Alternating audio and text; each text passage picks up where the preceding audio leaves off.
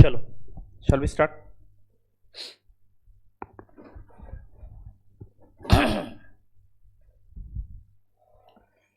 तो हम लोग क्या डिस्कस कर रहे थे प्रीवियस पार्ट में? Cost of investment, right. तो बेसिकली AS13 में बहुत सारी जगह पे लिखा हुआ है कि investment should be recorded at cost at the time of subsequent recognition, cost or fair value, whichever is lower. So we are trying to understand what is the meaning of cost. If investment is acquired in cash, then cost is very simple. Cost is equal to purchase price of that investment plus all incidental expenses. Is it right, my friends? Fine. तो incidental expenses में brokerage fees, duties, taxes सब आएंगे जो acquisition से related है, जो acquisition से related है। Just a second,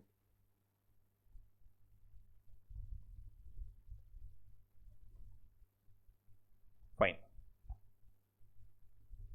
just a second.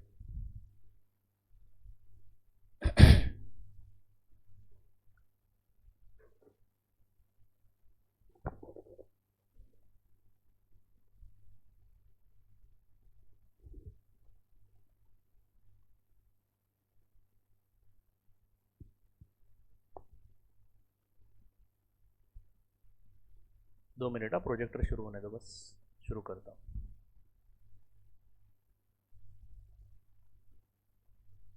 बाकी खाना हो गया सबका? ब्रेकफास्ट करके आते हो? नहीं, क्यों? देखो क्या है, हमें ये चीज़ जो है क्लास की, वो अगले 3 महीने के लिए कंटिन्यू करनी है।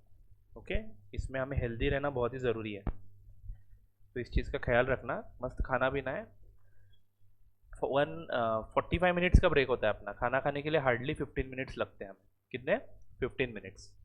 तो उसके बाद आपको एक पावर नैप भी लेना है, मस्त सो जाना है बेंच पे।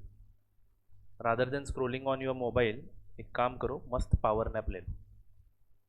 ठीक है, मोबाइल बंद ही कर दो। पहले से दिमाग में इतने सारे टेंशन है, ये सब पढ़ना है, ये सब ध्यान में रखना है, उसमें आप ब्रेक में मोबाइल यूज़ करते हो। उससे अच्छा सो जाओ। सो जाने से आपका माइंड एकदम फ्रेश हो जाएगा। उसके बाद डायरेक्टली 2:45 ब्रेक मिलेगा आपको, तब तक आप फ्रेश रहोगे। 2:45 को यहाँ से भागना है इमीडिएटली। जैसे ही मैंने लेक्चर बंद किया, निकल जाओ, मेरे लिए मत रुको यहाँ पे। हाँ, डाउट वगैरह है तो मैं डिस्कस करने के लिए रुक सकता हूँ, आपको रुकने की ज़रूरत नहीं है। फिर आप चाय पी के आओ, 3 बजे रेडी हो जाओ। थोड़ा सा ख्याल रखना पड़ेगा खुद का भी। 10 minutes power nap is best, याद रखना। जैसे ही ब्रेक मिला, मस्त डेस्क पे सो जाना है। 15 मिनट का अलार्म लगा के सो जाओ। सर ऐसे कैसे, नींद नहीं आती हमें ऐसे। प्रैक्टिस करो, प्रैक्टिस करो, आ जाएगा सब कुछ। और you are not going to believe, इतना मस्त फील होता है ना उसके बाद, एकदम रीस्टार्ट हो जाता है ब्रेन। राइट, पहले 2-3 दिनों में आपको रियलाइज नहीं होगा वो, पहले 2-3 दिन नींद नहीं आएगी, लेकिन बस डेस्क पे ऐसे लेट जाना है, दैट्स इट। एक 5-6 दिन हो जाने दो। 10 मिनट में आप इतनी गहरी नींद में जाते हो ना, मतलब it is a matter of practice. जितनी ज़्यादा इसकी प्रैक्टिस करोगे उतना आपको बेटर फील होता जाएगा। मतलब मेरा है ऐसा कि मैं अगर डेस्क पे सो जाऊँ घर में भी, मैं भी, आपका कितने बजे क्लास होता है? 11:15 पे। मैं 10:30 बजे मस्त पावर नैप लेके आता हूँ, किसी को बताना मत। 10:30 बजे मस्त सो जाता हूँ डेस्क पे ही, बराबर 15 मिनट, उसके ऊपर नहीं। डेस्क पे क्यों सोता हूँ? क्योंकि बेड पे सो गया तो मैं, फिर वो कंट्रोल नहीं होता है। मैं घर में ही होता हूँ 10:30 बजे, तो 10:30 बजे मैं मस्त डेस्क पे से एक 15 मिनट की पावर नैप लेता हूँ, और उसके बाद मैं आता हूँ ना, एकदम माइंड फ्रेश हो जाता है। तो उसके बाद नींद नहीं आती मुझे। ठीक है, खाना खाने के बाद थोड़ा सा डिजी फील करते हैं हम लोग, क्योंकि डाइजेशन के कारण हमारी बॉडी स्लो हो जाती है, ब्रेन भी स्लो हो जाता है, सब कुछ स्लो हो जाता है, क्योंकि पूरे बॉडी का कॉन्सेंट्रेशन डाइजेशन में लग जाता है। तो अगर आप 15 मिनट की पावर नैप लेते हो ना खाना खाने के बाद, देखना आपका अंडरस्टैंडिंग अलग होगा और आपका जो मूड होगा वो अलग होगा। Right, okay. मैं हर बैच में बताता ज़रूर हूँ सबको, बट कोई फॉलो नहीं करता है। और ये स्किल सच में, मैं मतलब ये मैंने सीए की स्टडी करते समय ही रियलाइज़ किया था। आप लोग जापानीज लोगों को देखो, हर जगह पे सोते रहते हैं, ट्रेन में जाते समय सोते हैं, वो मोबाइल निकाल के ऐसे, मोबाइल में नहीं, अभी अभी का पता नहीं, अभी की जनरेशन सब पूरी दुनिया में ख़राब हो गई है, बट फिर भी ठीक है, हमें कुछ यूनिक अलग करना है। और ये नहीं बोल रहा हूँ कि मोबाइल यूज़ मत करो, पहले एक 15 मिनट का पावर नैप ले लो, उसके बाद उठ जाओ, फिर आपको एक दो 10-15 मिनट वो भी देखना है तो देख लो, आराम से हो सकता है। ठीक है ना, बराबर 1:45 को ब्रेक मिला, 15 मिनट का खाने का ब्रेक। 15 मिनट से ज़्यादा कौन खाता है, या आप बातें करते करते खाते हो तो आधा घंटा लगेगा ज़्यादा से ज़्यादा, उसके बाद 15 मिनट सो जाओ। ठीक है ना, तो एक हैबिट लगा दो ये, सो दैट आपका अगला लेक्चर अच्छा हो जाए, यही मेरा इंटेंशन है, बाकी कुछ नहीं। चलो आगे बढ़ते हैं। तो दोस्तों इन्वेस्टमेंट्स अगर कैश में एक्वायर किए तो cost is equal to its acquisition cost plus incidental expenses.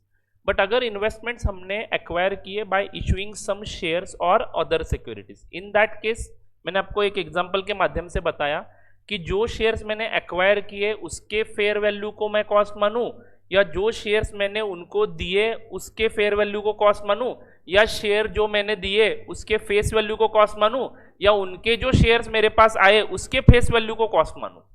ऐसे चार ऑप्शंस हैं। Are you all getting it और नॉट? तो AS13 ने इस कंफ्यूजन को क्लियर किया है। They are telling you to take fair value of security given up. तो आपने जो सिक्योरिटी उनको दिया उसकी फेयर वैल्यू को ही कॉस्ट मानना, तो एंट्री इस नंबर से बनेगी। Is it right? तो इसके लिए हम एक एग्जांपल यहां पे लिख रखेंगे जो फ्यूचर में आपके काम आएगा। Write down, x limited purchased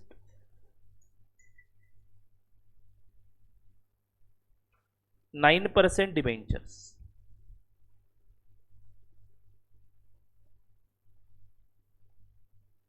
of rupees 1 lakh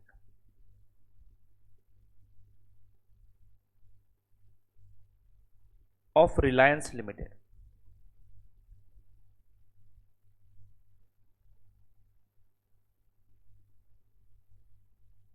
by giving them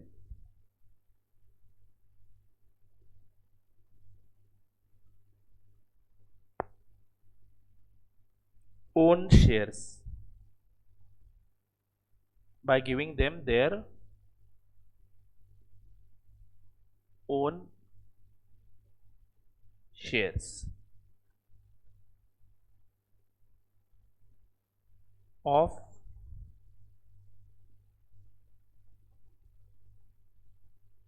fair value of rupees 2 lakh।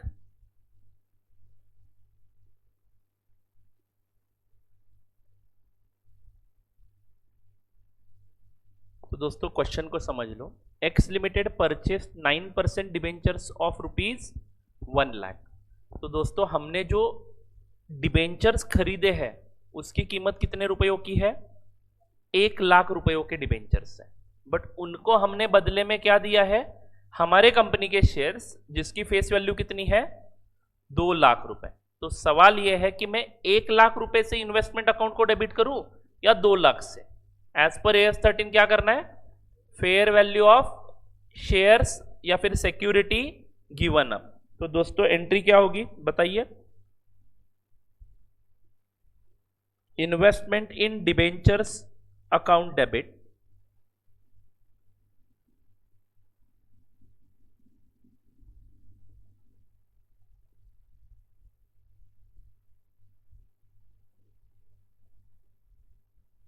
how much?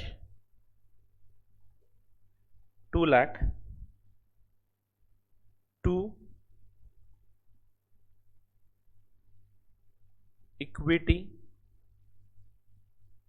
Share capital account. हम यहां पे मान रहे हैं कि जो फेयर वैल्यू है वो फेस वैल्यू जितनी है। Are you all getting it? 2 lakh rupees. We are assuming that fair value is equal to face value. Clear है? अगर इसी क्वेश्चन में बोला होता कि इसकी फेस वैल्यू 1 लाख है तो एंट्री क्या होती? ये जो शेयर्स इश्यू किए ना उनकी फेस वैल्यू कितनी है? 1 लाख। तो एंट्री होती to equity share capital 1 lakh. Investment debit होता 2 लाख से ही, क्योंकि फेयर वैल्यू से रिकॉर्ड करना है। जो सिक्योरिटी हमने गिव अप की है उसकी फेयर वैल्यू 2 लाख है, तो इन्वेस्टमेंट अकाउंट डेबिट होगा 2 lakh. But equity share capital is to be credited to the extent of face value only. तो फेस वैल्यू 1 लाख रुपए क्रेडिट होगी इक्विटी शेयर कैपिटल अकाउंट को, एंड बचा हुआ अमाउंट कौन से अकाउंट को जाएगा? सिक्योरिटीज प्रीमियम अकाउंट को, 1 लाख रुपए। क्लियर है क्या दोस्तों? चलो आगे बढ़ते हैं। Have you understood this? Now third one, तीसरा एक सिनारियो यहां पे हो सकता है, investments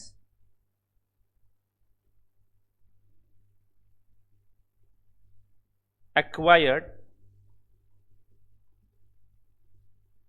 by giving another asset, by giving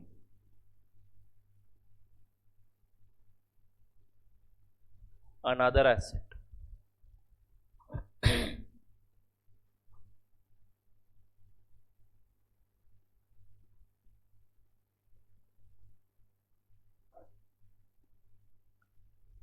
हम कोई सिक्योरिटी एक्वायर कर रहे हैं by giving them another asset, जैसे कि हमारे पास कुछ गुड्स है वो दिए और रिलायंस के शेयर्स एक्वायर कर लिए, या फिर मेरे पास एक कार है वो कार दी और रिलायंस के शेयर्स एक्वायर कर लिए। अब रिलायंस के शेयर्स एक्वायर कर लिए तो investment in shares of Reliance account debit करना है मुझे। अब सवाल यह है कि जो शेयर्स मैंने एक्वायर किए उसके फेयर वैल्यू से ट्रांजैक्शन को रिकॉर्ड करूं, या जो एसेट मैंने उनको दे दी। अब यहां पे मैं सिक्योरिटी नहीं दे रहा हूं, यहां पे मैं क्या दे रहा हूं, एसेट दे रहा हूं। अगर आप इन्वेस्टमेंट के बदले कोई दूसरी सिक्योरिटी इशू कर रहे हो तो fair value of security given up लेना है, बट आप इन्वेस्टमेंट एक्वायर करने के लिए कोई दूसरा एसेट दे रहे हो। अनदर एसेट मतलब नॉट अ सिक्योरिटी, ध्यान से सुनना बच्चों, अनदर एसेट मतलब नॉट अ सिक्योरिटी। हम कोई फाइनेंशियल इंस्ट्रूमेंट इशू नहीं कर रहे हैं, हम कोई दूसरा एसेट दे रहे हैं। जैसे कि अंबानी जी को मैंने प्रोजेक्टर दिया और उनके शेयर्स ले लिए, उनको ये प्रोजेक्टर बहुत पसंद आया था, उन्होंने खरीद लिया, बदले में उन्होंने मुझे रिलायंस इंडस्ट्रीज लिमिटेड के शेयर्स दे दिए जो मेरे इन्वेस्टमेंट के जैसे दिखेंगे अभी, क्योंकि I am holding those shares for earning income. Are you all getting it और नॉट? तो बात समझ में आ रही है? तो अब इस ट्रांजैक्शन को मैं कौन से अमाउंट से रिकॉर्ड करूं, fair value of asset acquired से रिकॉर्ड करूं या fair value of asset given up से रिकॉर्ड करूं? तो AS 13 बोलता है, write down, cost of acquisition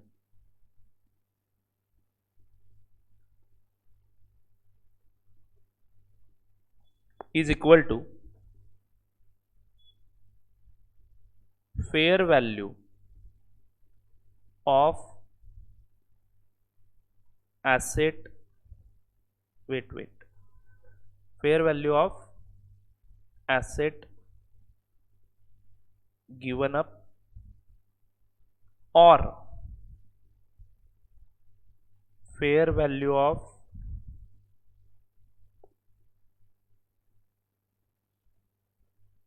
asset acquired, whichever is more clearly evident.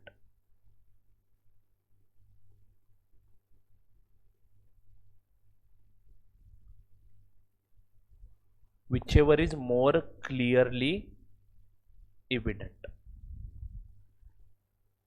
Sir क्या है ये? एग्जाम्पल के माध्यम से समझते हैं। Write down, x limited acquired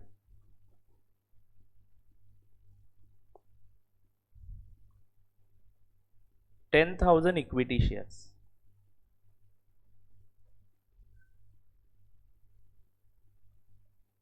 of Reliance Limited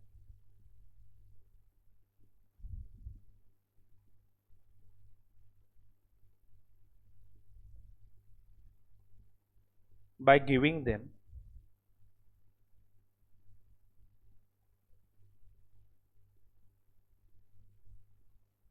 company's car.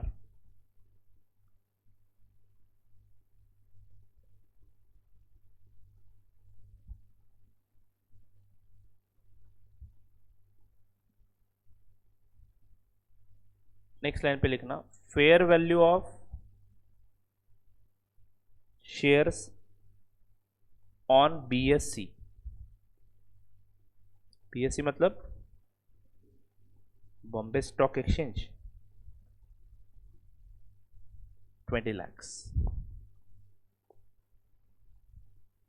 and fair value of car is rupees 30 lakhs.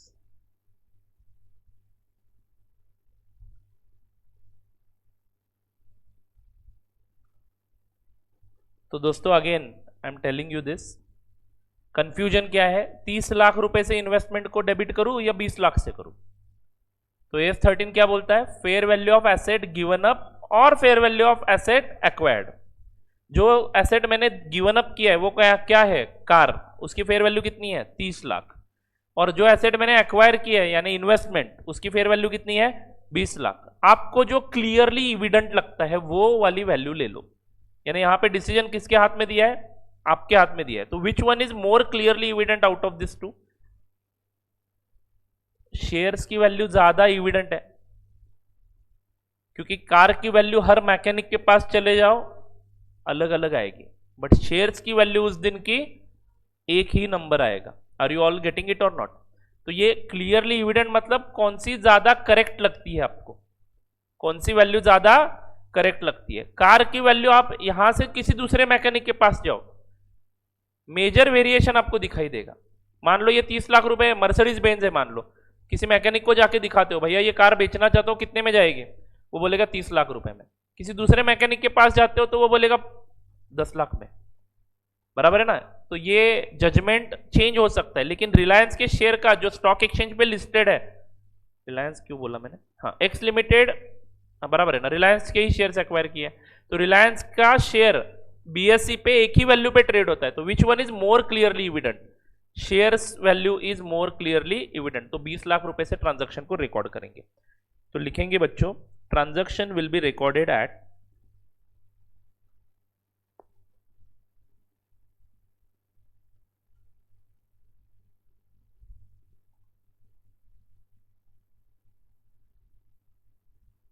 transaction will be recorded at rupees 20 lakhs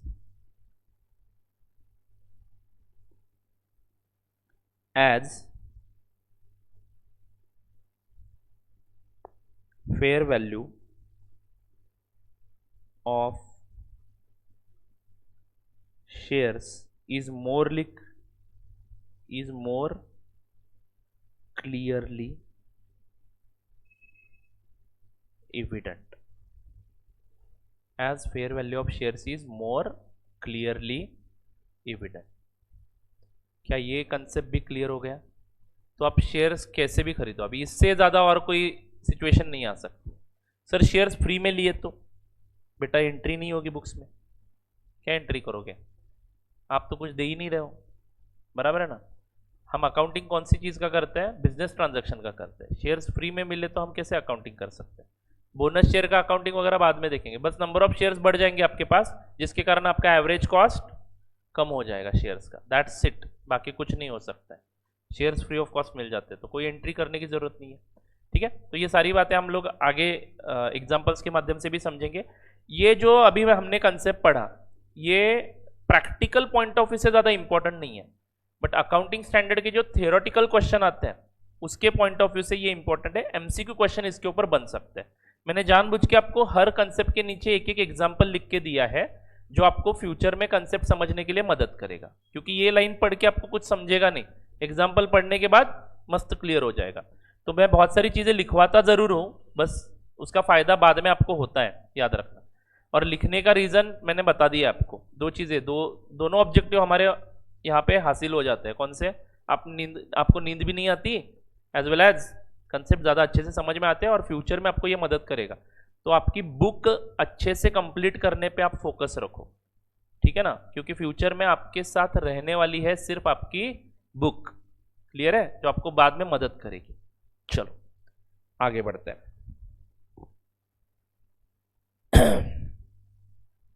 so now हम practical part शुरू करेंगे, ठीक है। अकाउंटिंग स्टैंडर्ड का part almost over है। एक concept है आपके मॉड्यूल में फेयर वैल्यू का, ठीक है ना, क्योंकि देखो ना, इनिशियल रिकॉग्निशन एट कॉस्ट ही करना है। तो कॉस्ट क्या है अभी आपको समझ में आया। अगर शेयर्स किसी दूसरे ट्रांजैक्शन के माध्यम से एक्वायर करते हो, यानी एसेट देके या फिर सिक्योरिटी देके, तो भी उसको कैसे रिकॉर्ड करना है आपको समझ में आ चुका है। उसके बाद सेल करता हूं तो जो भी सेल अमाउंट हमें मिली है वो बैंक अकाउंट को डेबिट करेंगे, इन्वेस्टमेंट को क्रेडिट करेंगे, नफा नुकसान जाएगा कहां पे, पी एंड एल अकाउंट को, बराबर है। एंड तीसरा सिचुएशन यहाँ पे क्या आता है, अगर आप बैलेंस शीट डेट पे इन्वेस्टमेंट होल्ड कर रहे हो तो एएस 13 के अनुसार उसको क्या करना पड़ता है, सब्सिक्वेंटली रिकॉग्नाइज करना पड़ता है। करंट इन्वेस्टमेंट के केस में कॉस्ट और fair value which ever is lower, and long term के केस में एट कॉस्ट ही दिखाने हैं मोस्टली, बट अगर डिक्लाइन जो है फेयर वैल्यू अगर कॉस्ट से कम है एंड डिक्लाइन जो है वो other than temporary, sorry decline जो है वो अदर देन टेम्पररी है, तो ही आपको वो लॉस रिकॉर्ड करना है, अदरवाइज कॉस्ट पे ही कंटिन्यू करना है। Is it right?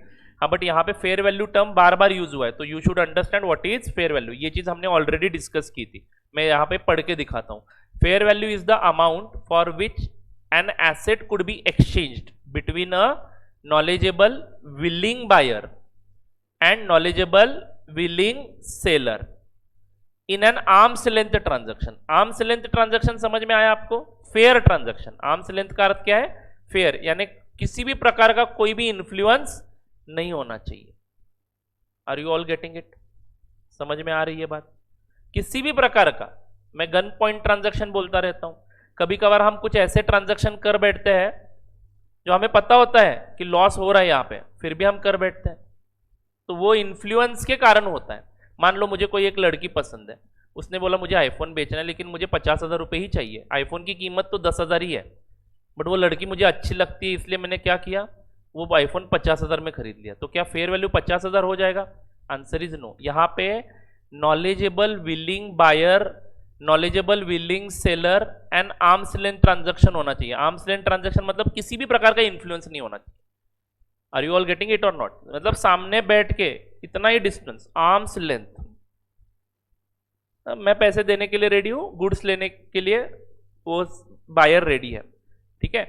Knowledgeable buyer होना जरूरी है, विलिंग बायर होना जरूरी है, नॉलेजेबल सेलर होना जरूरी है, विलिंग सेलर होना चाहिए। Are you all getting it? And किसी भी प्रकार का इन्फ्लुएंस नहीं होना चाहिए। अंडर अप्रोप्रिएट सर्कमस्टेंसेस, ये बहुत ही इंपॉर्टेंट लाइन है, मार्केट वैल्यू और net realisable value, net realisable value आपने सीए फाउंडेशन में एक बार पढ़ा था, राइट? कैसे निकालते हैं net realisable value?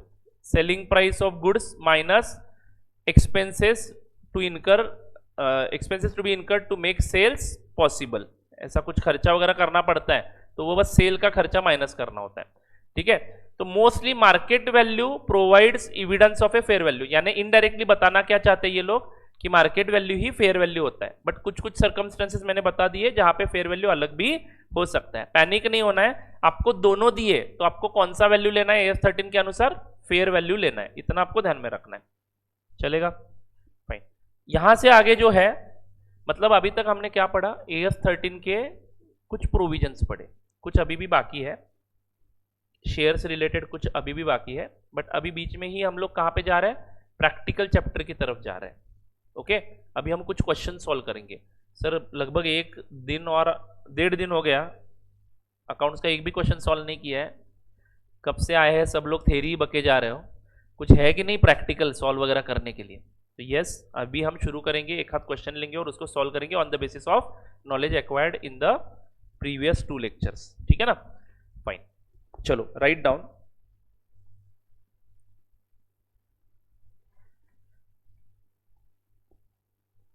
In ICAI syllabus,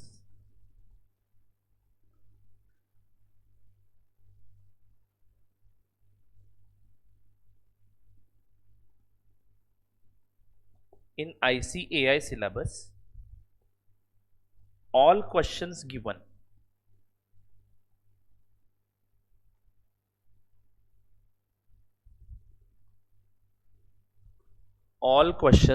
given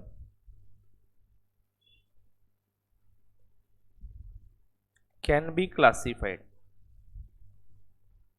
can be divided, लिखो, can be divided into 2 categories.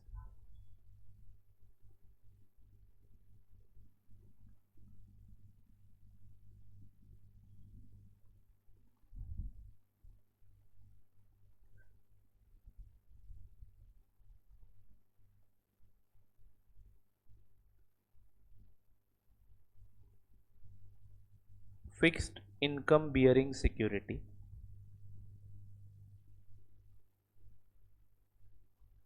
Fixed income bearing securities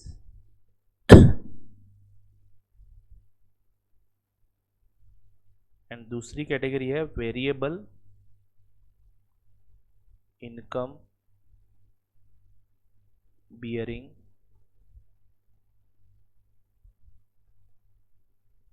securities. Fixed income bearing securities and variable income bearing securities. दोस्तों सिंपल है. देखो हम लोग जो अकाउंटिंग स्टैंडर्ड पढ़ रहे हैं वो इन्वेस्टमेंट का अकाउंटिंग कैसे करना है उसके ऊपर है. अब इन्वेस्टमेंट हम किस किस में कर सकते हैं? शेयर्स में कर सकते हैं, डिवेंचर्स में कर सकते हैं, गोल्ड में कर सकते हैं, सिल्वर में कर सकते हैं, रियल एस्टेट में कर सकते हैं, म्यूचुअल फंड्स में कर सकते हैं. तो क्या सभी इन्वेस्टमेंट्स के ऊपर क्वेश्चन है आईसीएआई के बुक में? Answer is no. मोस्टली ये दो इन्वेस्टमेंट्स पे ही 100% क्वेश्चन है आपके. मतलब आपके आईसीआई के सिलेबस में कभी गोल्ड खरीदा है और उसका अकाउंटिंग करो ऐसा वाला क्वेश्चन आपको नहीं मिलेगा. Though AS13 is applicable to that investment also. बात पकड़ में आ रही है क्या? देखो आप किसी भी प्रकार की इन्वेस्टमेंट करो, आपको अकाउंटिंग करना है तो AS13 के प्रोविजन से एप्लीकेबल है. बट हमारे सिलेबस में जो क्वेश्चंस होंगे वो दो ही प्रकार के इन्वेस्टमेंट की बात करते हैं. कौन से दो प्रकार है? फिक्स्ड इनकम बियरिंग सिक्योरिटी, यानी ऐसी सिक्योरिटी जो आपको फिक्स्ड इनकम बियर करती है. Can you tell me any example of this security? Preference shares आपको फिक्स्ड इनकम बियर करते हैं क्या? पक्का फिक्स्ड इनकम बियर करते हैं. हाँ, प्रेफरेंस डिविडेंड का रेट डिसाइडेड होता है बट डिविडेंड मिलेगा या नहीं मिलेगा that is not sure. Again depend on the type of preference shares. Debentures you can say, debenture में कंपनी चाहे लॉस में जाए प्रॉफिट में जाए इट डजंट मैटर, इंटरेस्ट किसी भी हालत में पे, इंटरेस्ट किसी भी हालत में पे करना पड़ता है. इग्नोर, बाद में देखता हूं उनको. इंटरेस्ट किसी भी हालत में पे करना पड़ेगा, मतलब पड़ेगा. Is this clear to you all? Fine. Fixed income bearing security में आपकी जो सिक्योरिटी आपने खरीदी है वो आपको हर महीने या फिर हर 6 महीने में या फिर हर साल same amount of return generate करके देगी. डिबेंचर्स अगर 10% का ब्याज देना है डिबेंचर्स पे तो हर महीने ब्याज अक्रू होता जाएगा. पर्टिकुलर इंटरवल के बाद वो इंटरेस्ट आपके खाते में जमा कर दिया जाएगा.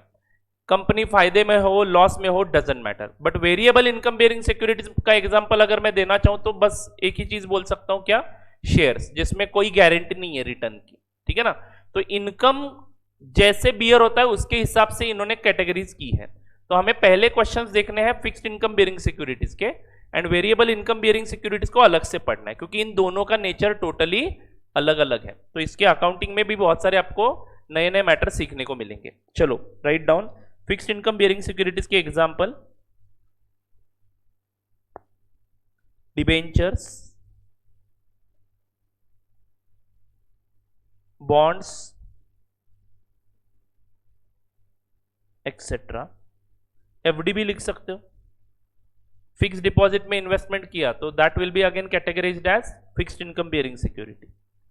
Where as variable income bearing securities का एग्जांपल बोला जाए तो shares.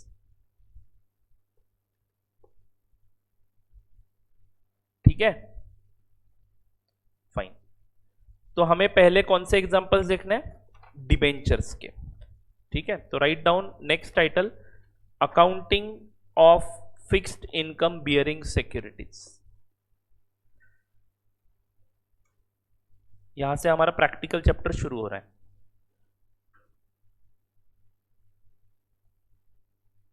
Accounting of fixed income bearing securities.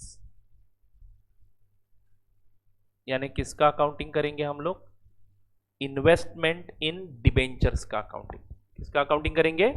Investment in debentures. यानी हम लोग किसी कंपनी के डिबेंचर्स खरीदेंगे. Are you all getting it? तो इसके लिए थोड़ा सा डिबेंचर्स का नॉलेज होना जरूरी है. सीए फाउंडेशन में चैप्टर नंबर 11 था, ओल्ड सिलेबस में 10 था, नए सिलेबस में चैप्टर नंबर 11 कंपनीज अकाउंट्स का है, राइट। उसमें आपने इश्यू ऑफ डिबेंचर्स चैप्टर पढ़ा था, उसमें डिबेंचर्स क्या होता है वो भी सुना था, राइट। उसको इशू भी किया था, एंट्रीज भी पास किए थे, करेक्ट बोल रहा हूं क्या मैं? तो वहां के कुछ कंसेप्ट यहाँ पे हमें रिवाइज करने हैं। जो बच्चे डायरेक्ट एंट्री से है उनको चिंता करने की जरूरत नहीं है। What is debenture, let's discuss. Okay, मान लो कंपनी को 10,000 करोड़ रुपए की जरूरत है, ठीक है। कोई अकेला 10,000 करोड़ कंट्रीब्यूट कर सकता है क्या? अगर मेरे पास होते ना तो भी मैं कंट्रीब्यूट नहीं करता, इतनी रिस्क कौन लेगा? Are you all getting it? तो कंपनी क्या करती है, ये पैसे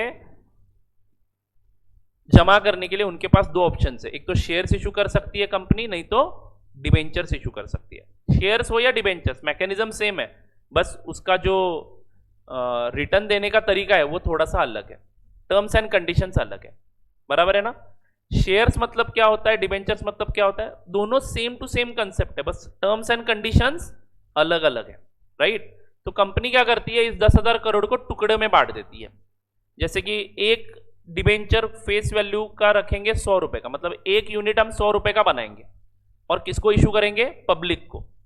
तो पब्लिक को इशू करेंगे मतलब पब्लिक एक कागज का टुकड़ा खरीद रहा है कंपनी के पास से, कितने रुपए का, 100 रुपए का। एक यूनिट चाहिए तो एक यूनिट ले लो, 2 यूनिट चाहिए तो 200 रुपए दे दो, 3 यूनिट चाहिए तो 300 रुपए दे दो। तो 10,000 करोड़ जमा करने हैं और एक डिबेंचर 100 रुपए का रखती है कंपनी, तो कंपनी को कितने डिबेंचर इशू करने पड़ेंगे, 100 करोड़। क्या इंडिया में 100 करोड़ डिबेंचर्स खरीदे जा सकते हैं? आप लोग आजकल मार्केट देख रहे हो, कोई भी आ रहा है और आईपीओ निकाल के पैसे लेके जा रहा है। एक रूम जितना ऑफिस है किसी एक कंपनी का, लेकिन 20,000 करोड़ रुपए उन्होंने जमा कर दिए, 10,000 करोड़ जमा कर दिए। आजकल मार्केट बहुत तेजी में है कि नहीं? हाँ। तो दोस्तों, जब कंपनी मार्केट में डिबेंचर इशू करती है, 100 करोड़ डिबेंचर इशू करती है, तो अलग अलग लोग जितनी उनको क्वांटिटी चाहिए उतने डिबेंचर्स खरीद लेती है। जैसे कि मान लो मुझे 1000 डिबेंचर्स खरीदना पॉसिबल है। अब डिबेंचर कौन लोग खरीदते हैं, जिनको सेफ इन्वेस्टमेंट चाहिए, क्योंकि डिबेंचर में लिख के दिया जाता है कि आपको हर महीने, हर साल 10% का ब्याज दिया जाएगा। 10% एग्जाम्पल बोल रहा हूं मैं, जो कंपनी ने टर्म्स एंड कंडीशन बोले उसके हिसाब से इंटरेस्ट रेट फिक्स्ड होता है उसका। और 5 साल के बाद आपको डिबेंचर का जो अमाउंट आपने हमें दिया है वो वापस कर दिया जाएगा, ये कमिटमेंट होता है। तो जो लोग रिस्की इन्वेस्टमेंट करना पसंद नहीं करते हैं वो लोग डिबेंचर्स खरीदते हैं, एंड जिनको रिस्क लेना पसंद है वो क्या करते हैं, शेयर्स खरीदते हैं, क्योंकि शेयर्स में कंपनी ने कभी वापस देने का प्रॉमिस ही नहीं किया है। Are you all getting it और not? Shares can not be redeemed. Shares के पैसे वापस कब मिलते हैं, कंपनी लिक्विडेट हो जाने के बाद ही मिलेंगे, लिखा होता है शेयर सर्टिफिकेट पे, कंपनी लिक्विडेट हो जाने के बाद ही शेयर्स के पैसे वापस करेंगे। तो जिनको लाइफ टाइम पैसा इन्वेस्टेड रखना है वो लाइफ टाइम के लिए वो शेयर्स में इन्वेस्ट करें, जिनको पैसे की वापस जरूरत है कुछ पीरियड के बाद वो डिबेंचर में इन्वेस्ट करेंगे। इन ऑल कंपनी को पैसे मिलेंगे, इन ऑल कंपनी को 10,000 करोड़ मिल जाएंगे by selling the debentures. Company अपने डिबेंचर्स को इशू कर देती है। Are you all getting it? तो डिबेंचर्स के कुछ फीचर्स जानने हमें यहाँ पे जरूरी है। मैं एक एक फीचर आपको लिखवाता हूं, लिख लेना, ठीक है। तो write down features of fixed income bearing security. Features of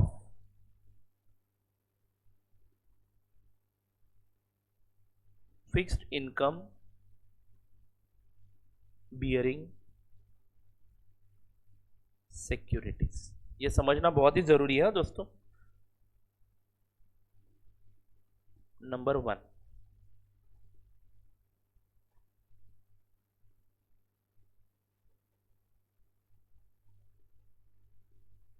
companies issuing debentures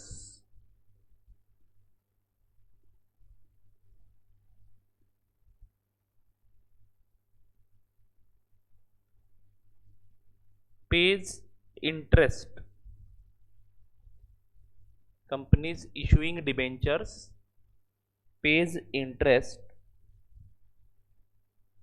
on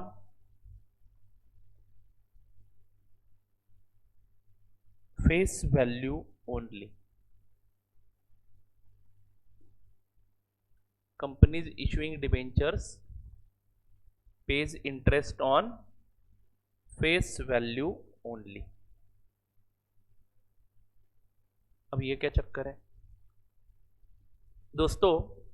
अभी हमने क्या डिस्कस किया, कंपनी ने अगर एक डिबेंचर का फेस वैल्यू 100 रुपए डिसाइड किया है, what is the meaning of face value? Value printed on debenture certificate. यानी कंपनी बोलती है कि हमारा एक डिबेंचर कितने रुपए का रखा है हमने, 100 रुपए का। ये डिसाइडेड बाय दी कंपनी होता है, 10 रुपए हो सकता है, 50 भी हो सकता है, 100 भी हो सकता है। कब डिसाइड किया जाता है? डिबेंचर इशू करने के पहले। Okay, if you remember, debentures can be issued at par और they can be issued at premium. Can we issue debentures at discount?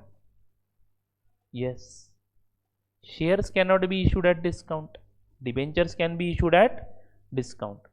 तो कंपनी ने पहले डिसाइड करना है कि फेस वैल्यू ऑफ डिबेंचर कितनी है। अभी मैं थोड़ा छोटा नंबर लेता हूं, मान लो 1000 करोड़ रुपए जमा करने हैं और एक डिबेंचर 100 रुपए का कंपनी ने डिसाइड किया हुआ है, फेस वैल्यू रखी हुई है। तो कंपनी कितने डिबेंचर इशू करेगी? 10 करोड़ डिबेंचर इशू करेगी। तो इनडायरेक्टली इंडिया में से 150 करोड़ प्लस आबादी में से 10 करोड़ लोग हमारे कंपनी के डिबेंचर नहीं खरीद सकते हैं। मान लो कंपनी फेमस है, मान लो कंपनी फेमस है, तो 10 करोड़ डिबेंचर्स बेचे नहीं जा सकते कंपनी के द्वारा। और डिबेंचर के एग्रीमेंट में पूरा लिखा होता है कि जितने डिबेंचर चाहिए उतने हर पर्सन को खरीदना अलाउड है। डिबेंचर पे ब्याज मिलेगा, मतलब आप जितना अमाउंट इन्वेस्ट करोगे उसके ऊपर आपको 10% का ब्याज देंगे और 5 साल के बाद ये अमाउंट रिटर्न करेंगे। ऐसा कंपनी प्रॉमिस करती है। भरोसे का खेल है सब कुछ। सर कंपनी डूब गई तो डोंट वरी, कंपनी लॉ ने भी आपको प्रोटेक्ट किया हुआ है। सबसे पहले पैसा एसेट वगैरह बेच के किसको मिलेगा? डिबेंचर होल्डर्स को मिलेगा। तो ये कंपनी लॉ जैसे आप आगे पढ़ते जाओगे ना, वैसे डिबेंचर्स की बहुत सारी बातें और भी क्लियर होती जाएगी। ये सभी सेक्शंस आपके सी एंटर के लॉ में है। फिर भी फाउंडेशन में भी हमने पढ़े हैं, ऐसा कुछ नहीं है कि डिबेंचर आज पहली बार सुन रहे हो। तो ध्यान से सुनो दोस्तों, अगर कंपनी ने फेस वैल्यू 100 रुपए डिसाइड किया है तो कंपनी को 10 करोड़ डिबेंचर इशू करने हैं।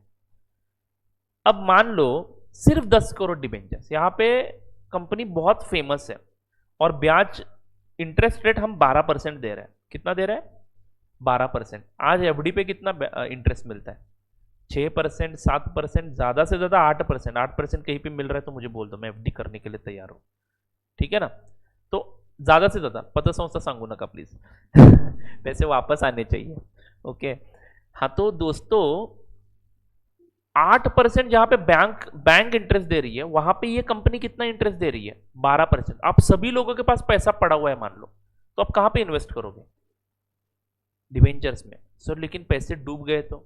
बेटा अब 4% एक्स्ट्रा चाहिए तो उतना रिस्क लेना पड़ेगा। Are you all getting it और नॉट? हाँ, लेकिन कंपनी भी अच्छी है। मान लो टाटा ग्रुप की कंपनी है तो एवरीवन विल बिलीव, राइट? लोग टूट पड़ेंगे इसके ऊपर। अब ये टाटा कंपनी को पता चल चुका है कि सब लोग तैयार है डिबेंचर्स खरीदने के लिए, तो ये डिबेंचर्स इशू हम थोड़ा सा प्रीमियम लगा के भी कर सकते हैं। यानी 100 रुपए का डिबेंचर हम कितने में इशू कर सकते हैं? 110 रुपए में। यानी हम लोग उस इन्वेस्टर के पास से कितने रुपए लेंगे? 110। एंड रिडम्पशन भी इसका डिसाइडेड होता है, redemption value if you remember. देखो हाँ दोस्तों, इसका रिडम्पशन हम फेस वैल्यू पे ही करने वाले हैं, ऐसा समझो। रिडम्पशन एट पार हो सकता है, रिडम्पशन एट प्रीमियम हो सकता है, रिडम्पशन एट डिस्काउंट भी हो सकता है। Are you all getting it? हाँ, रिडम्पशन की बातें हमारे टॉपिक में रिलेवेंट नहीं है। अभी ध्यान से समझ लो, डिबेंचर हमने सेल कितने में किया, बेचा कितने में, या फिर इशू कितने में किया? 110 में। Are you all getting it? यानी एज ए इन्वेस्टर आप सब लोग, मैं टाटा ग्रुप की कंपनी हूं, तो आप सब लोग मुझे कितने रुपए दोगे? मान लो हर एक ने एक एक डिबेंचर खरीदा, तो आप मुझे कितने रुपए दोगे? 110। बट उस डिबेंचर का फेस वैल्यू कितना है? 100 रुपए। ध्यान से सुनो मेरी बात को। अभी आपने 110 कंपनी में इन्वेस्ट किए, आपको वापस कितने दूंगा मैं? 100 रुपए ही दूंगा। हाँ, रिडम्पशन वैल्यू 100 रुपए रखा है इसलिए। Redemption value can be 120 also, depends. ये सारी चीजें हम फाउंडेशन में डिस्कस कर चुके हैं, फिर भी थोड़ा सा रिपीट कर रहा हूं। अब सवाल मेरा यह है, आप लोग अपने एंगल से सोचो, आपने इन्वेस्टमेंट कितने का किया है पर डिबेंचर 110, तो आपको ब्याज 110 पे चाहिए होगा। ऐसा नहीं है, ब्याज आपको फेस वैल्यू पे ही देंगे, लिखा होता है डिबेंचर सर्टिफिकेट पे। इसीलिए तो face value plays very very important role. अब हमें जगह जगह पे इंटरेस्ट कैलकुलेट करना है, तो interest will be always calculated on face value. आप कितने रुपए में भी डिबेंचर खरीदो, उससे मुझे कोई लेना देना नहीं है। Interest will be always calculated on face value. क्या ये बात हमने फाउंडेशन में भी एक बार डिस्कस की थी? जो डायरेक्ट एंट्री वाले बच्चे उनके लिए बता रहा हूं, interest is to be always calculated on face value. Face value is a value printed on debenture certificate, या फिर आप उसको बोल सकते हो value decided by the company. Face value पे भी कंपनी डिबेंचर इशू कर सकती है, लेकिन मान लो अगर मैं 10 करोड़ डिबेंचर इशू कर रहा हूं लेकिन खरीदने वाले 50 करोड़ लोग हैं, तो थोड़ा सा प्रीमियम लगाऊंगा तो लोग खरीदेंगे कि नहीं? बिल्कुल खरीदेंगे। अगर डिमांड ज्यादा है तो प्राइस ज्यादा लगा सकते हैं हम लोग, डिमांड कम है तो प्राइस कम करना पड़ेगा। Are you all getting it और नॉट? मान लो मेरे कंपनी के डिबेंचर खरीदने में कोई इंटरेस्टेड नहीं है, तो अट्रैक्ट करने के लिए मैं 100 रुपए फेस वैल्यू का डिबेंचर 80 रुपए में इशू कर सकता हूं। आज आप मुझे 80 रुपए दे दो, 5 साल के बाद मैं आपको वापस कितना करूंगा? 100 रुपए। Are you all getting it और नॉट? तो दोस्तों आपने 80 रुपए लगाए, इसलिए कंपनी अब बोल रही है कि हम 80 पे ही इंटरेस्ट देते हैं। आप एक्सेप्ट करोगे क्या? नहीं। Interest is always calculated on face value. Debenture आप प्रीमियम पे इशू करो, डिस्काउंट पे इशू करो, it doesn't matter, interest is always calculated on face value. क्या ये चीज आपके दिमाग में फिट हो सकती है? इंटरेस्ट कैलकुलेशन में आप गड़बड़ करोगे, मुझे पक्का यकीन है। आप 110 पे ब्याज निकालोगे, ब्याज निकालते समय हमेशा कितने पे निकालना है? फेस वैल्यू पे। फेस वैल्यू पे आज आप घर जाओगे 108 बार इसको रिवाइज करोगे। कितने बार? 108 बार। ये 108 का क्या चक्कर है? I don't know. लिखो, companies issuing debentures pays interest on face value only. Okay, in short क्या लिखना है? ब्रैकेट में लिखना, always calculate interest on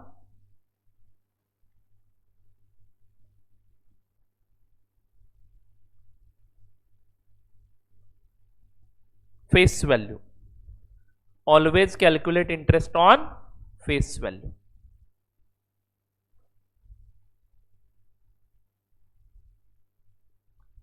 number 2, क्या ये फीचर आपको समझ में आया?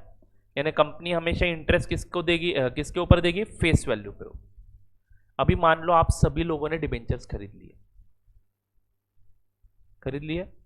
हर एक के पास एक एक डिबेंचर है। मैं टाटा ग्रुप की बड़ी कंपनी हूं, मस्त कॉर्पोरेट ऑफिस है मेरा, ठीक है, मैं डायरेक्टर हूं, ऐसे समझ लो। आपका नाम क्या है? शिव कुमार। शिव कुमार ने भी 1000 डिबेंचर्स खरीदे, ऐसे समझ लो। और शिव कुमार ने 1 अप्रैल को इन्वेस्टमेंट किया है। मान लो मेरे ऑफिस में मैं बैठा हूं, 2 अप्रैल को शिव कुमार आता है ऑफिस में और बोलता है, sir I have purchased your companies debentures and interest rate is 12%. 1 day interest is already accrued. Please pay it. समझ में आ रही है बात? मैंने उसका चेहरा देखा, बहुत भोला वाला लग रहा है, मैंने सोचा चल जान दो, नीड होगी, दे दिए मैंने उस दिन के पैसे। अगले दिन वापस आया Shiv Kumar, sir second days interest is accrued, please pay it. उसके अगले दिन वापस आ गया। ये रोज आ रहा है, और ये अकेला नहीं, इसने सभी दोस्तों को बता दिया और लाइन लगी है। यहां पे मैं बिजनेस करूं या सब लोगों के इंटरेस्ट बांटता फिरूं?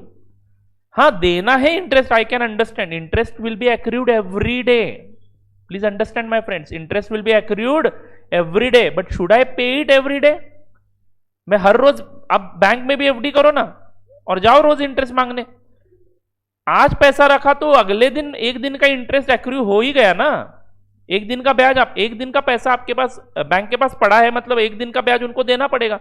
इसका मतलब ये थोड़ी है कि आप हर रोज बैंक में जाओगे पैसे मांगने के लिए। तो एफडी पे अक्सर बैंक इंटरेस्ट कब देता है?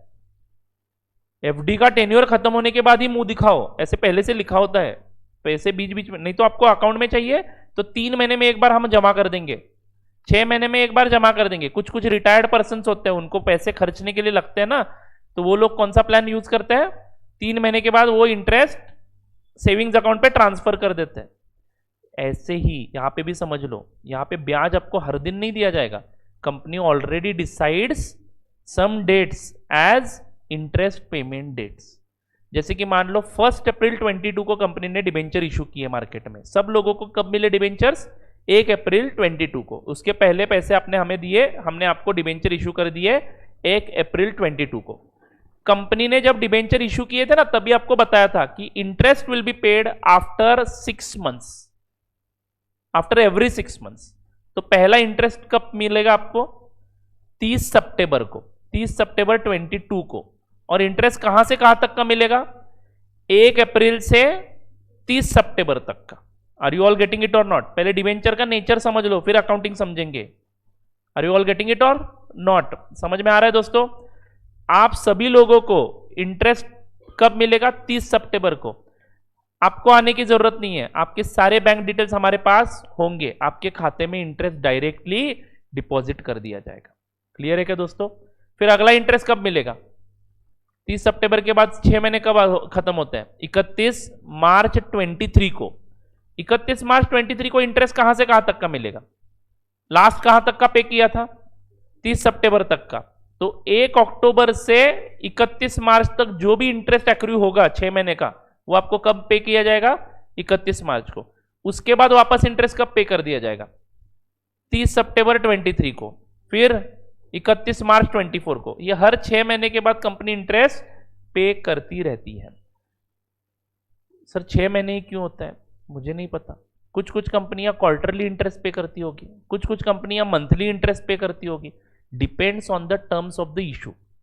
कंपनी जो इशू करते समय बताएगी वो फॉलो करेगी। Is it clear? तो शिव कुमार को कहीं पे जाने की जरूरत नहीं है, 6 महीने के बाद इंटरेस्ट मिलेगा। शिव कुमारी ना, बराबर बोला ना? हाँ, I hope you are getting it my friends. ठीक है ना? तो ये भी एक बहुत ही इंपॉर्टेंट फीचर आपको समझ में लेना है। इंटरेस्ट कब मिलता है, इंटरेस्ट एक्रू कब होता है, हर दिन एक्रू होता है। समझ में आ रहा है क्या?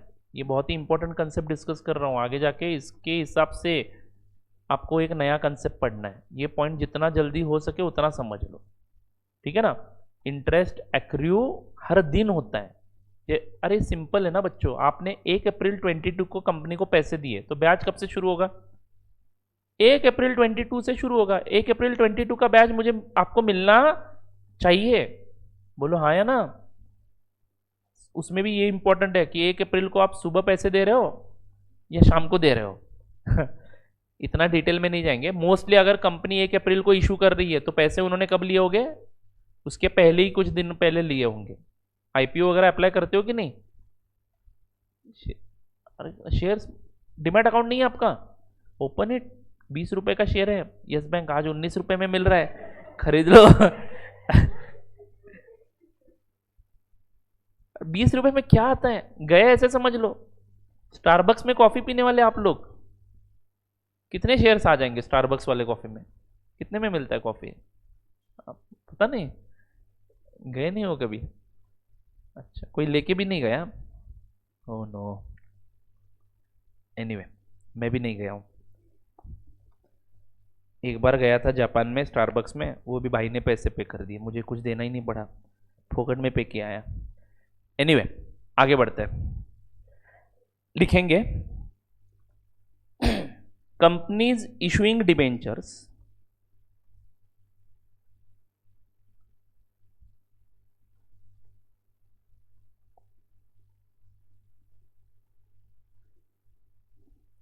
companies issuing debentures pays interest on specific dates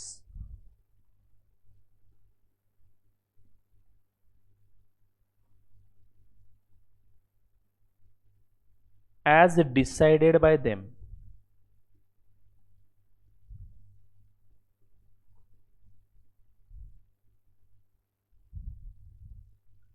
generally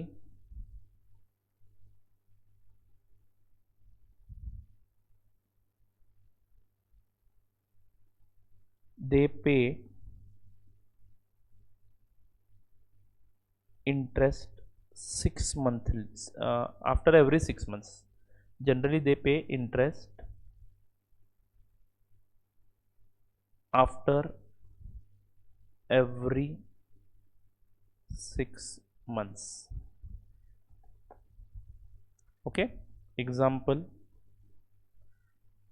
30th June and 31st December, या फिर 30th September and 31st March. ये वाला कॉम्बिनेशन वो लोग यूज करते हैं. ठीक है ना बच्चों? क्या ये पॉइंट भी आप ध्यान में रख पाओगे, क्योंकि इसका बहुत बड़ा इंप्लीकेशन है आगे जाके. Number 3,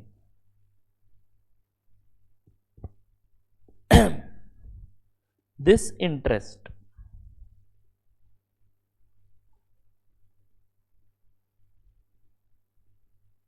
is paid to a person.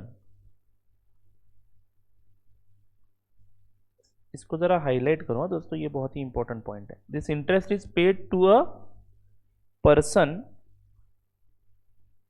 Who is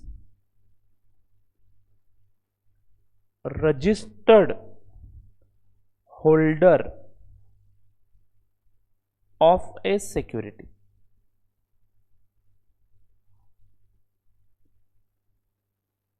On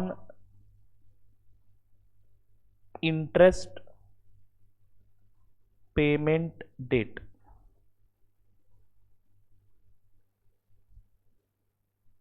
On interest payment date. इसको जरा हाईलाइट करना.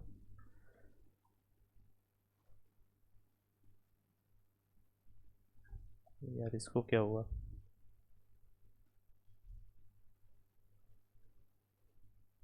अरे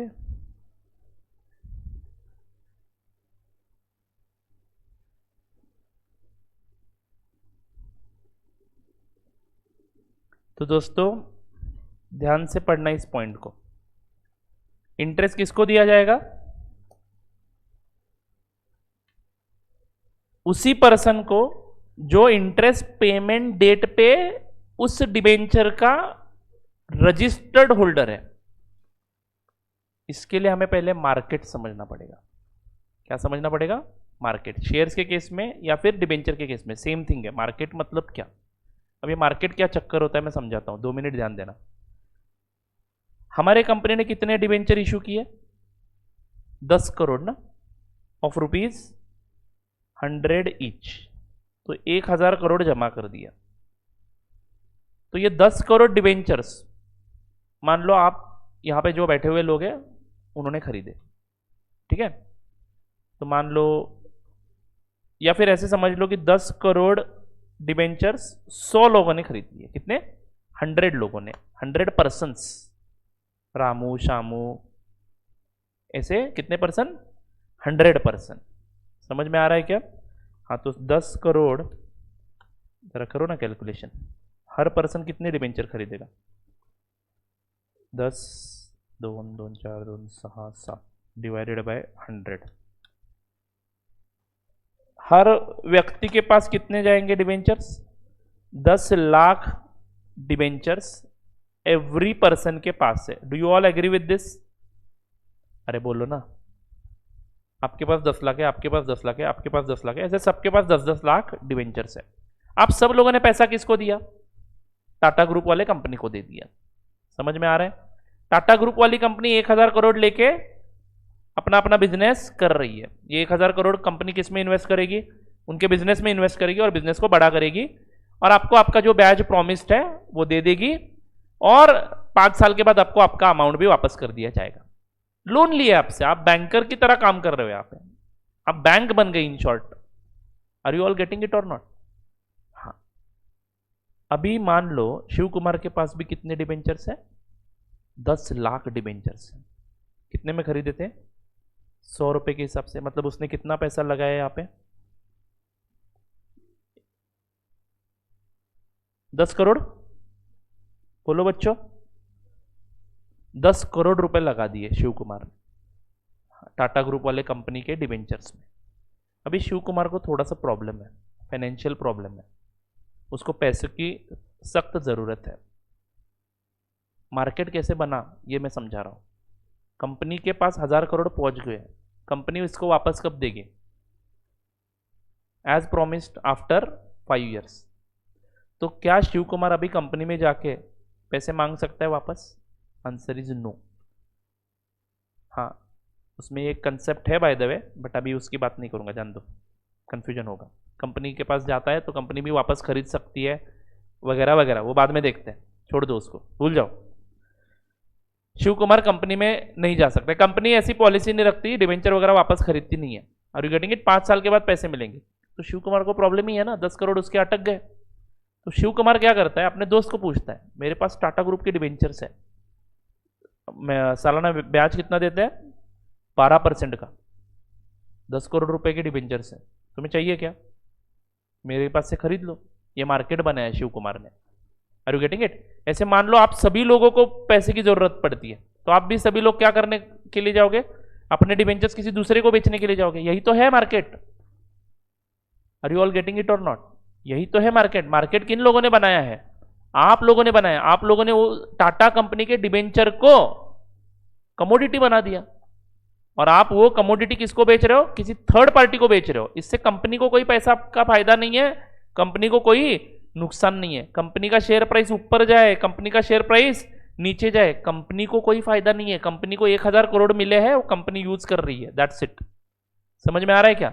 अब शिव कुमार को पैसे की जरूरत है, तो शिव कुमार मेरे पास आया, मान लो स्वरूप अमलझरी के पास आया, सर बहुत जरूरत है, इमीडिएट पैसे चाहिए, आप खरीद लो ना डिवेंचर्स। डिवेंचर्स तो अच्छे हैं, बोलो हाँ या ना?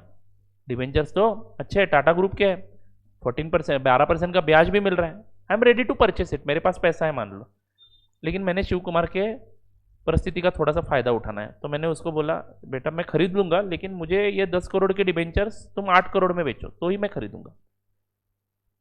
मार्केट में ऐसा ही होता है ना, प्राइस स्लैश करके मांगूंगा मैं।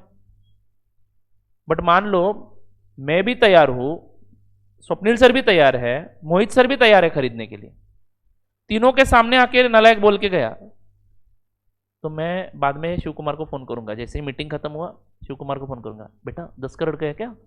11 करोड़ में देगा क्या? तो मोहित सर फोन करते हैं, 12 करोड़ में लेता हूं मैं। स्वप्निल सर फोन करते हैं, 13 करोड़ में। शेयर का प्राइस ऐसे बढ़ता जाता है, देखो। आर यू गेटिंग इट और नॉट? डिमांड ज्यादा है, लॉ ऑफ इकोनॉमिक्स, इकोनॉमिक्स बराबर बोला ना मैंने? हाँ, वॉट एवर, जो लॉ ऑफ डिमांड, सॉरी, हाँ। तो ये डिमांड का लॉ ही है ना। 3 लोग खरीदने के लिए तैयार है, तो आपस में कंपटीशन लग गया, ज्यादा प्राइस ऑफर करने के लिए तैयार है। शिव कुमार के दिन अच्छे आ गए, ठीक है ना? बट कोई खरीदने के लिए तैयार नहीं है। मुझे अकेले को आके बताया इसने, तो मैंने बोला कि 8 करोड़ में दोगे तो लूंगा, देखो मैं शेयर्स, ये डिवेंचर्स, शेयर्स का भी ऐसा ही होता है, डिवेंचर का भी ऐसा ही होता है। इसलिए वो डिवेंचर मार्केट में कभी कभार सस्ते में बेचे जाते हैं, कभी कभार महंगे में भी बेचे जाते हैं। Are you all getting it और नॉट? हाँ, ये बस मैंने आपको जनरल नॉलेज के व्यू पॉइंट से बताया कि मार्केट कैसे बनता है। यानी डिवेंचर शिव कुमार ने खरीदे हैं, तो उसको 5 साल के लिए रखने की जरूरत नहीं है। उसको अगर पैसे निकालने हैं डिवेंचर्स में से, तो वो क्या कर सकता है? वही डिवेंचर्स किसी दूसरे के नाम पे ट्रांसफर कर सकता है, and company law allow it. Debentures are transferable. अरे बोलो हाँ या ना? शेयर्स आर ट्रांसफरेबल और नॉट ट्रांसफरेबल, पढ़ा था ना फाउंडेशन में, features of a company. Shares are transferable, दूसरे के नाम पे ट्रांसफर कर सकते हो। ये कंपनी ने आपको लिबर्टी दी है कि आपके नाम पे रखने की जरूरत नहीं है, आपको पैसा चाहिए तो निकाल लो, दूसरे के बेचो। कंपनी में इसके कारण 2 कौड़ी का फर्क नहीं पड़ता है। बस कंपनी के बुक्स में ओनर कौन था? पहले शिव कुमार था। अब शिव कुमार ने वो डिबेंचर्स कितने में बेचे, उससे कंपनी को कोई लेना देना नहीं है, क्योंकि कंपनी को ऑलरेडी शिव कुमार के पास से 10 करोड़ मिल चुके हैं। अब शिव कुमार ने स्वरूप सर को 8 करोड़ में बेचे, तो कंपनी को नुकसान हुआ क्या? हाँ, बट कंपनी के डिबेंचर का प्राइस मार्केट में थोड़ा सा घट गया, ये पक्का ही है, बट उससे कंपनी को कोई फर्क नहीं पड़ता है। Please understand my friends, okay? हाँ, अब ध्यान से सुनो। शिव कुमार ने वो डिबेंचर्स मुझे बेच दी। मान लो कंपनी के इंटरेस्ट पेमेंट डेट से 31 मार्च एंड 30 सितंबर। शिव कुमार ने वो डिबेंचर्स बेचे 30 जून को, 30 जून को हमारा डील फाइनल हुआ, मैंने उसको चेक दिया 8 करोड़ का, उसने डिबेंचर मेरे नाम पे कर दी। अब शिव कुमार मेरे नाम पे डिबेंचर करेगा या कंपनी में रिकॉर्ड्स अपडेट होंगे? ऑब्वियसली कंपनी में रिकॉर्ड्स अपडेट होंगे। कंपनी में ओनर कौन था पहले? शिव कुमार, बराबर है क्या? 31 मार्च का इंटरेस्ट किसको मिला होगा? रजिस्टर्ड होल्डर कौन था? शिव कुमार था। 30 जून के तारीख पे शिव कुमार ने मुझे डिबेंचर्स बेचे। अब ये डीमैट अकाउंट के थ्रू हो रहा है, तो ट्रांजैक्शन प्लस 1 डे T1, अभी 1 डे हुआ है, पहले 2 दिन का हुआ करता था, T2 होता था। मतलब ट्रांजैक्शन के बाद 1 दिन लगता है ओनर ट्रांसफर होने में, डीमैट अकाउंट के थ्रू करते हो तो। Are you all getting it? हाँ, फिजिकल प्रोसेस है, तो मुझे एप्लीकेशन, उसका डिबेंचर सर्टिफिकेट शिव कुमार के नाम का, और वो जो एग्रीमेंट हमारे बीच में हुआ ना, उसकी कॉपी कंपनी में भेजनी पड़ती थी। पुराने वाले ज़माने में ऐसा होता था, शेयर्स ऐसे बेचे जाते थे, फिर वो शेयर सर्टिफिकेट पुराने वाले में हम लेते थे, मतलब मेरे पास आएंगे ना, फिर वो एग्रीमेंट की कॉपी, मैंने उसको दिया हुआ पैसा, सब प्रूफ जोड़ के शिव कुमार का साइन लेके कंपनी में डॉक्यूमेंट सबमिट करने पड़ते थे। फिर कंपनी उसकी जांच पड़ताल करती थी, और बाद में शिव कुमार के नाम से शेयर्स निकाल के किसके नाम पे ट्रांसफर किए जाते थे? मेरे नाम पे ट्रांसफर किए जाते थे। ये पुराने वाले जमाने की बात है। अभी सारे ट्रांजैक्शन शेयर्स डिबेंचर्स के कहाँ से होते हैं? डीमैट अकाउंट से। तो डीमैट अकाउंट में 1 दिन लगता है, बट हम 1 दिन नहीं लेंगे, हम ऐसा मानेंगे कि उसी दिन ट्रांसफर हो गए, नहीं तो ये 1 दिन का ब्याज का झंझट बढ़ जाता है हमारे प्रैक्टिकल क्वेश्चन सॉल्व करते समय। बात समझ में आ रही है दोस्तों? प्रैक्टिकली नहीं तो मुझे आके ज्ञान दोगे, सर 1 दिन लगता है तो 1 दिन का ब्याज किसको मिलेगा? बेटा प्रैक्टिकली कुछ भी हो, हमारे जो क्वेश्चन है उसमें हम क्या मानेंगे? Once you sell the debentures, once you sell the shares to other party, उसके नाम पे वो इमीडिएटली ट्रांसफर हो गए, ऐसा मानेंगे। अरे आर यू गेटिंग इट? तो उस दिन का ब्याज किसको मिलेगा? पुराने वाले होल्डर को मिलेगा। उसके अगले दिन से ब्याज किसको मिलेगा? नए वाले होल्डर को मिलेगा। क्लियर है क्या दोस्तों? ये बात पे हम वापस से आएंगे क्वेश्चन सॉल्व करते समय। अब जरा ध्यान से सुनो मेरी बात को। 30 जून को मेरे नाम पे डिबेंचर ट्रांसफर हो गए, तो 30 जून तक का ब्याज किसको मिलना चाहिए? शिव कुमार को मिलना चाहिए, क्योंकि उसका पैसा यहां पे अटका हुआ था। और 30 जून के बाद का ब्याज किसको मिलना चाहिए? मुझे मिलना चाहिए, स्वरूप अमलझरे को मिलना चाहिए। बोलो हाँ या ना। अब कंपनी डायरेक्टली ब्याज पे कब करेगी? 30 सितंबर को। तो 30 सितंबर को कंपनी क्या करती है पता है? मस्त चकाचक प्रिंट आउट निकालती है सारे डिबेंचर होल्डर्स की, और उनके खाते में पैसा जमा कर देती है। तो वहां पे किसका नाम होगा? स्वरूप अमलझरे का। तो कंपनी मुझे पूरे के पूरे 6 महीने का ब्याज देगी, या 3 महीने का ब्याज शिव कुमार को देगी और 3 महीने का ब्याज मुझे देगी? कंपनी को कोई काम धंधा नहीं है। मान लो इसके बीच में 3-4 ट्रांजैक्शन हुए हैं। मान लो शिव कुमार ने मुझे बेचा, फिर अगले दिन मैंने स्वप्निल सर को बेचा, फिर उसके अगले दिन स्वप्निल सर ने मोहित सर को बेचा, फिर उसके अगले दिन मान लो मोहित सर ने किसी तीसरे को बेचा। तो कंपनी क्या सबका ट्रैक रखती रहेगी? Answer is no. कंपनी, मैंने क्लियर कट लिखवा दिया है, this interest is paid to a person who is registered holder of a security. पूरे 6 महीने का ब्याज किसको मिलेगा? मुझे मिलेगा, मेरा नाम अगर वहां पे है तो। 30 सितंबर के दिन किसका नाम रहेगा इस ट्रांजैक्शन में? अगर हम दोनों में ही ट्रांजैक्शन हुआ है तो मेरा नाम है, तो मुझे मिलेगा पूरे 6 महीने का ब्याज। बट टेक्निकली ब्याज किसको मिलना चाहिए? 3 महीने का शिव कुमार को, 3 महीने का मुझे। तो शिव कुमार को मैंने बोला था कि बेटा रुक, 6 महीने के बाद तुम्हें जब पैसा आएगा ना, तो मेरे खाते से पैसे निकाल के मैं तुम्हें 3 महीने का ब्याज दे दूंगा। किसे देख रहे तो घूर रहा है, भरोसा नहीं है। मेरी शक्ल पे लिखा हुआ है क्या मैं पैसे नहीं दूंगा करके? किसे देख रहे हैं? सर नहीं, अब भी चाहिए मुझे। आर यू गेटिंग इट और नॉट? यानी बेचते समय ही ब्याज का सब्जेक्ट निकलेगा कि नहीं निकलेगा? बेटा 10-10 करोड़ का अमाउंट है, 3 महीने का ब्याज निकाल के देखो 12% से। जरा देखो, सिंपल इंटरेस्ट निकाल के देखो, ये तो कंपाउंड होता है। 10 करोड़ टाइप होता है ना आपके कैलकुलेटर पे, 10 पहले टाइप करना है, फिर 7 जीरो देने हैं, 2 2 2 1 इंटू 12% इंटू 3/12। सिंपल इंटरेस्ट कितना आता है? 30 लाख। 30 लाख आता है सिंपल इंटरेस्ट। शिव कुमार इतने पैसे छोड़ोगे क्या? वो सब के सब किसको मिलेंगे? मुझे मिलेंगे ना। क्योंकि मैंने खरीदे हैं, पूरे 6 महीने का ब्याज 60 लाख मेरे खाते पे जमा हो जाएंगे, उसमें से 30 belongs to him because he was investing up to 30 June ना, मैंने 30 जून को उसके पास से खरीदे हैं। ये कंसेप्ट पे हमें थोड़ा सा डिस्कशन करना है, ओके? आज नहीं, कल वापस से ये कंसेप्ट शुरू करूंगा मैं, ओके? बस मुझे यहाँ पे हाईलाइट क्या करना है, इंटरेस्ट किसको पे किया जाता है? Registered holder on interest payment date. Interest payment date pay who is the owner of the debentures, उसको इंटरेस्ट कंपनी देगी। कंपनी इसका हिसाब किताब नहीं रखती है कि शिव कुमार ने कब बेचा, कंपनी को कोई काम धंधा नहीं है क्या, उनको बिजनेस करना है। उन्होंने पहले बेचने का दिमाग किसका था? शिव कुमार का था, तो शिव कुमार गया भाड़ में, ऐसा कंपनी बोलती है। Are you all getting it और नॉट? मैं उसके साथ बिलोंग, उसके लिए मैं क्यों स्ट्रगल करूं? कंपनी बोल रही है मैं क्यों स्ट्रगल करूं? मैं सबका हिसाब किताब कहां पे रखूं कि इसके पास ट्रेडिंग ऐसा ही होता है ना, शेयर्स हर रोज किसी ना किसी के पास से दूसरे के नाम पे ट्रांसफर होता है। तो क्या कंपनी डिबेंचर्स के केस में भी ऐसा ही सबका रिकॉर्ड रखेगा क्या? इसको इतना ब्याज देना है, इसको इतना ब्याज देना है, इसको इतना ब्याज देना है? नहीं, कंपनी एक ही व्यक्ति को देगी, बाकी आप अपने आप में संभाल लो। तो शिव कुमार ने पैसे मांगने चाहिए मुझसे, जब ये बेच रहा था ना 8 करोड़ का, तभी शिव कुमार ने बोलना चाहिए था, सर 3 महीने का ब्याज आपको मिलेगा 30 लाख रुपए, वो मुझे एडिशनल दे दो, मतलब 8 करोड़ 30 लाख रुपए दे दो। तो मैं बोलूंगा नहीं नहीं, 8 करोड़ सब पकड़ के, तो 8 करोड़ में अगर 30 लाख का ब्याज मैंने पकड़ा, मैंने मतलब ये टर्म है एक्स इंटरेस्ट कम इंटरेस्ट, ओके? ये कल पढ़ेंगे, कल ये हमें पढ़ना है। ये सबसे इंपॉर्टेंट कंसेप्ट है इस डिवेंचर से रिलेटेड।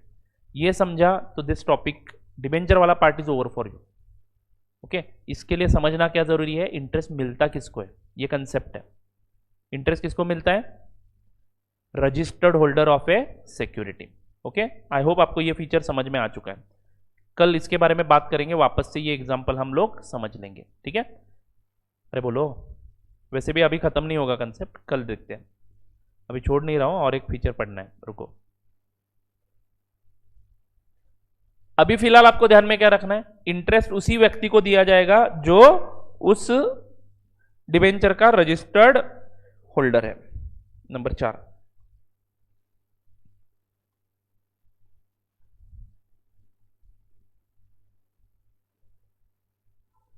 दिस वो लिख दिया ना हमने, fine.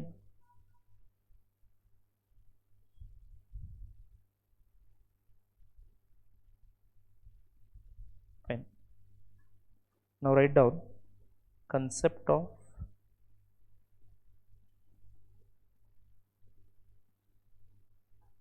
x interest price and cum interest price।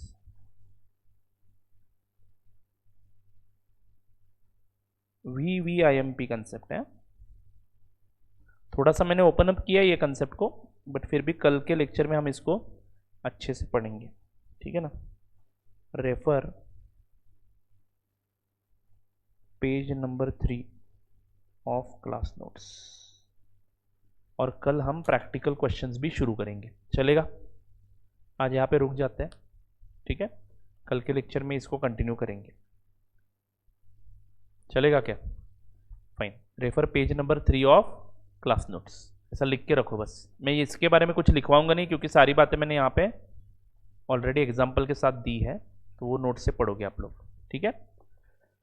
चलो, आज के लिए बस इतना ही, मिलते हैं कल के लेक्चर में, तब तक के लिए tata bye bye, see you. I hope आपके सारे डाउट्स या फिर कंसेप्ट जो है वो क्लियर हो रहे हैं, और अगर किसी भी प्रकार का डाउट है तो you can ask me at that time. Face to face batches का लुफ्त उठाना है, प्रॉब्लम है तो पूछना है, ठीक है? धीरे धीरे आप लोग भी ओपन अप हो जाओगे, बोलना सीखो, पैसे दिए हैं, डाउट्स पूछना आपका अधिकार है, उसके लिए कोई सेपरेट चार्जेस वगैरह नहीं लगाते हैं, ठीक है? तो जो भी सर ये कंसेप्ट मुझे समझ में नहीं आया, बताओ, आई विल रिपीट इट। क्या समझ में नहीं आया मैं पूछ सकता हूँ, उतना रिपीट कर सकता हूँ, कोई दिक्कत नहीं है, ठीक है? फेस टू फेस क्लासेस का यही एक फ़ायदा है जो आपको उठाना है, नहीं तो ऑनलाइन क्लासेस भी है और सस्ते भी मिलते हैं, ठीक है ना? बट हमें फेस टू फेस क्लासेस में क्यों लगाया हमने क्लास? क्योंकि हमें डाउट्स पूछने हैं, बराबर है ना? तो ऑन दिस स्पॉट मुझे रोकना है कि सर ये डाउट है, पूछो, और जो बच्चे ऑनलाइन देख रहे हैं उनको भी पूछना है, ठीक है ना? चलो।